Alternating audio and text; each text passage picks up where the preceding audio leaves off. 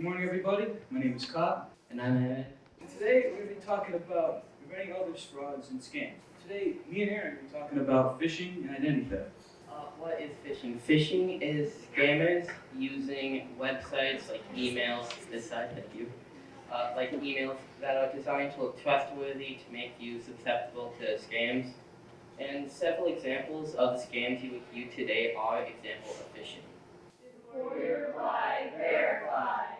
Identity theft is when a criminal basically takes your financial or personal information about you. They maybe use it for fraud, deception, basically taking your own money out of your own pocket without even you knowing about it. Some of the ways that they try and take information is they use your social security number, date of birth, your favorite color, anything that is about you that you put on your account, they will try and take that information and use it against you. Hi, I'm Alicia, My name is Adam. and today we're going to be talking about healthcare scams.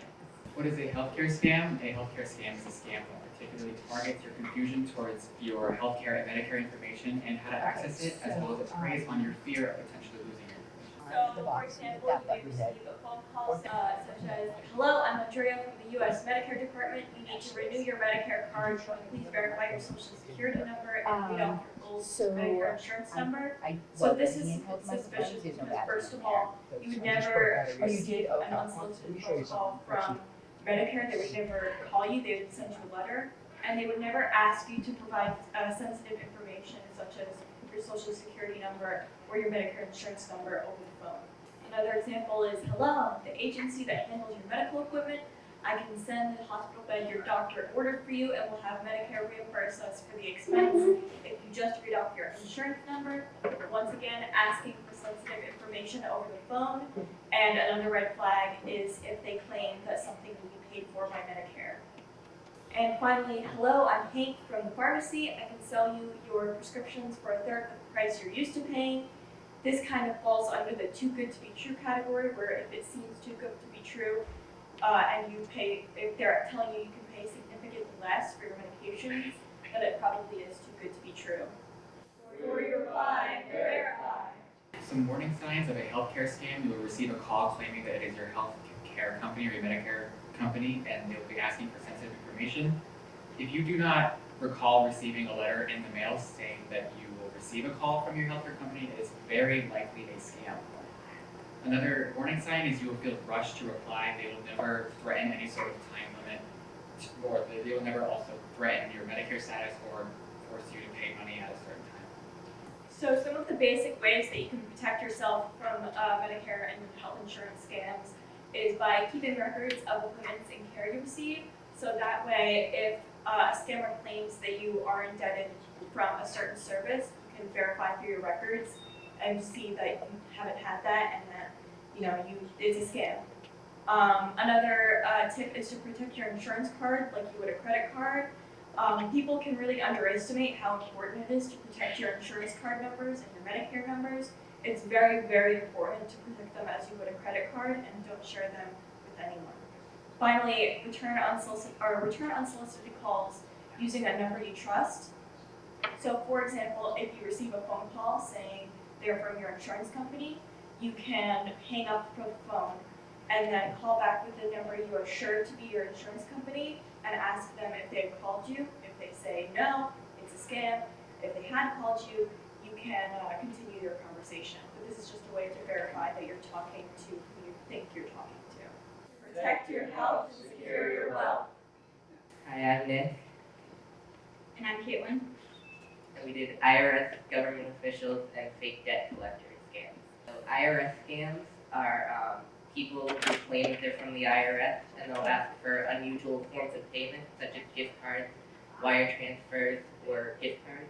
The payment is weird, your money has disappeared. So this is an example of a phone call from an IRS scam. They will not call you or email you. An example of an email that they'll send. Legitimate government officials do not call first. They do not ask for unusual forms of payment, and they do not threaten you with jail time or a fine. So we also did debt scams. They're scammers who pretend that you owe them a debt for some good or service that you received. To protect yourself, you should know what you owe, keep records of what you buy or what service you receive. And if you are feeling pressure to act quickly, it is most likely a scam.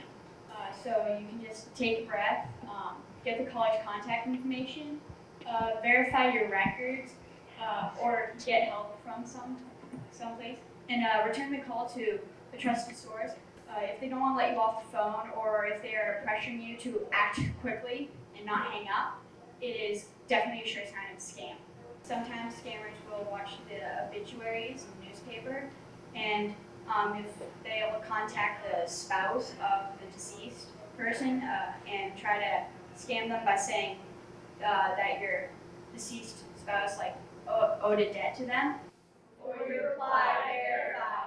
Okay, so my name is Christiana, and I'm doing prepaid funeral scams. So what this is when scammers try to target people who are prepaying for their own funeral, most likely to relieve the financial burden off of their family. But remember that not all of these prepaid funeral services are scams. So an example of one of these is called NPS, and it was a Missouri-based company. And they ended up tricking thousands of people into prepaying for their own funeral, but instead they were really listing themselves as a beneficiary and putting the money into another account and using it for their own benefits. And so in this process, $450 million was stolen. And so a way to protect yourself is you can go on the Better Business Bureau website, and there you can just make sure that it's a legitimate business instead of a scam. For your reply, verify. So we're going to be talking about IT scams. So what this is, it's a scammer that preys on people who have a lack of knowledge about computers and who get confused easily. So an example of this would be receiving an unsolicited phone call from someone who claims to work for an IT department, saying that you have a virus on your computer. This is a scam. You will never receive a call from a random IT department claiming to have you have a virus on your computer. Before you reply, verify. Another example of this is very common, which is a pop-up ad that tells you that you might have a virus on your computer. This is also a scam, and especially if they ask you to contact a live technician, then they're going to ask you for money, and it's going to be a scam. Also, if they tell you that you need to pay to have your virus removed in a suspicious form of payment, like gift cards, Western Union, or something strange like that, then it's going to be a scam. If the payment is weird, your money has disappeared. So some warning signs is if you get an unsolicited call that's trying to ask, or that's claiming that you have a virus or some other problem with your computer. And another one is if an unknown source or someone you don't know is trying to ask you for your personal information, such as like a username or a password. So some of the ways that you can protect yourself from these types of scams is to first never answer the phone from an unknown source. And this applies to most of the scams you'll hear about today. It's just if you don't know the number, don't answer. And if it's something important, they can just leave a message. Another tip to protect yourself is to never call a number from a virus warning, such as we saw with the pop-up ad, and also to never share personal information, such as your username or password, with anyone other than perhaps if you have a trusted family member who helps you keep your information organized. These next scams are going to be about emotional scams. Basically, scammers use your emotions against you. So what they basically try and do is they trick you into thinking that there's an issue or problem, when in fact there isn't. Now, you don't have to be sad or happy. They just want you in a high emotional state, so you make irrational decisions and fall to the scams more quickly. If your emotions are strong, don't play along. Take a deep breath. Hi, my name is Marlene, Dan Darrell. and we are going to be presenting lottery scams. Lottery scams comes in form of emails, phone calls, or text messages congratulating you for a prize that you didn't enter to win, and they usually ask you to pay a small fee in order to receive the prize, but if it's a prize you will pay. Some examples are lotteries, sweepstakes, and prizes. So hi, I'm Willow, and I'm Paige, and we're doing fake charities.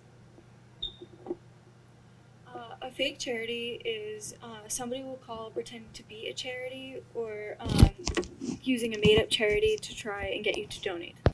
So a real-life example of this was somebody thought that they were donating money to a good cause every month.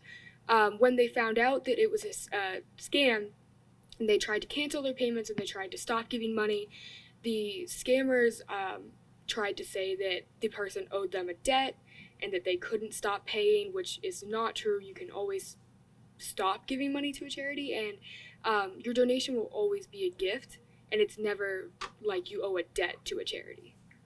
Warning signs of a charity: if they pressure you to donate a certain amount, charities will always take your money at any time. And all charities have fundraising and administrative costs. So saying that 100% of your donation will be going to said cause is a lie. And the charities will never give, fake charities or scammers will never give specifics on if you ask questions about their charity.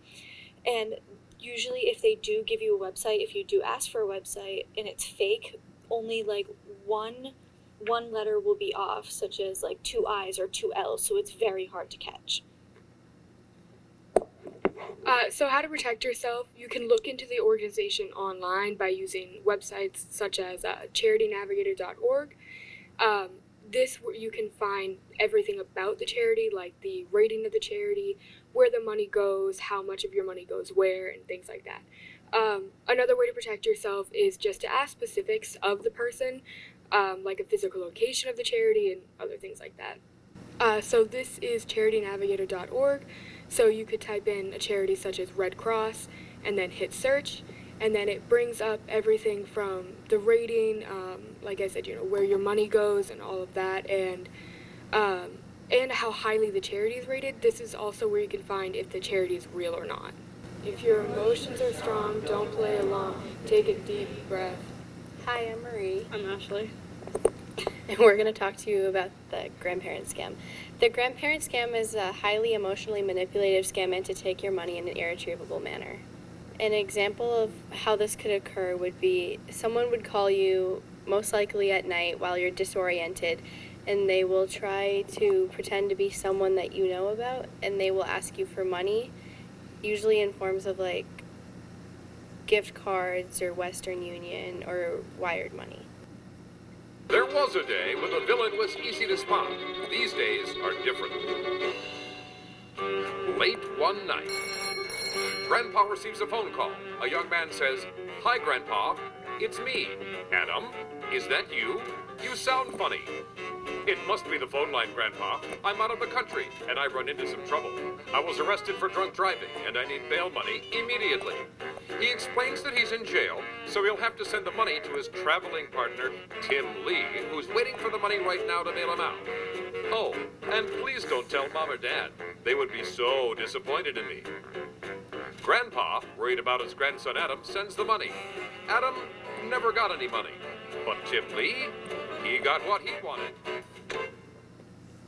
You work hard for your money. Don't let a few minutes with a scammer separate you from what's taken days, weeks, or even a lifetime to earn. Consumer Federation of America reminds you, before you send money, stop and check with someone you trust to confirm that your grandchild is truly in trouble. Crooks may also call or send emails posing as other relatives or friends who need your help, so verify any emergency situation. You can protect yourself from fraud. Learn how at consumerfed.org/fraud. Some warning signs could be that the scammer says not to tell anybody and to keep it a secret. And if they get money from you once, they'll call again as you're an easy target. And how to protect yourself: ask specific questions as the mother's birthday, person's pet, age, and stuff like that. And don't tell personal information to them. If your emotions are strong, don't play along. Take a deep breath. Hi, I'm Ryan, and these are romance scams. So romance scammers create fake profiles on dating websites and apps, typically with certain features that are too good to be true. These people are trying to scam you for your money or your personal information. So an example would be that they take a very long time to build your trust in them. This could be months, years, and eventually they're going to encounter some sort of emergency, and they need your money to help them out. So a warning sign would be that they often request money or gifts. It's especially a red flag if it's in form of credit cards or Western Union or wired money. Another warning sign would be that they send links to other websites, and their profile may be barely filled out or abnormal. And typically the profile says that they live far away, and it's another red flag if their English is not that good. So how to protect yourself is you have to try and verify the trustworthiness of this person through mutual friends, or just verify that this person is really who you're talking to. And don't send money to a person that you don't know in real life, or don't send money to a person that you only know exclusively online. If your emotions are strong, don't play along. Take a deep breath.